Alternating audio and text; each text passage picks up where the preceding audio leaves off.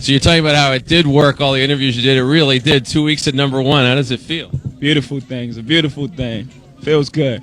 I mean, #1 in the whole country. That's a big accomplishment. Start this over. Go right ahead. How does it feel, Jay-Z? Feel like a guy in a locker room. Yeah. So how did it feel to be #1? It's a beautiful thing. Like #1 in the whole country. That's just a major accomplishment. Appreciate everybody that went out there and supported that joint. Now, I'm sure everybody was telling you your record was going to come in at #1, but still you don't know until you hear. Where were you when you heard for the first time your record was #1? Well, you know what I mean? I'm like co-owner of the company, so we was watching the sales all week. You know what I mean? We was calling all the outlets and checking the whole week, so it wasn't like a big shock, though.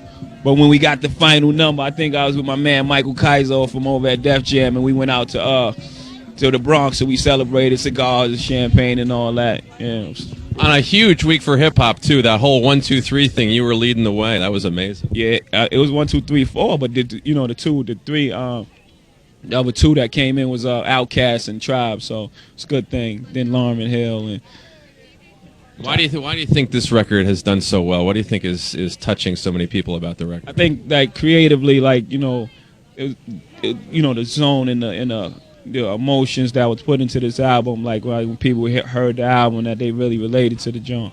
Everybody talking about the Annie sample. Has that been fun for you to hear all the response to that? Yeah. I mean, actually, when we got that sample, I never thought we'd be able to get that sample. I didn't think we'd be able to clear the sample. So when we cleared it, we was jumping around anyway. So we knew like it was gonna be a huge record. You know what I mean? Like, how do you clear? You just talked to a lot of young girls who are now 23 years old who sang on Broadway a long time. We just sent. I think it was somewhere like London. We had to send the request to, and they just sent it right back, like right away.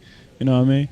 Oh. It's an amazing thing, isn't it? To hear it come out of so many car stereos all across the country. It's incredible. It's like one of those songs that once you hear it, you sing it all day long. So like every time they play it on a radio show, they play like 2 times. It's like the #1 requested record on the station, like by the end of that week. You know what I mean? So it's a very infectious song. Everyone sings it. As a record company president, do you think you can keep it going for 3 more weeks? Do you like your chances to stay at #1 when the SoundScan figures come out this week? I like my chances. One more time. That Lauryn, though, she's tough.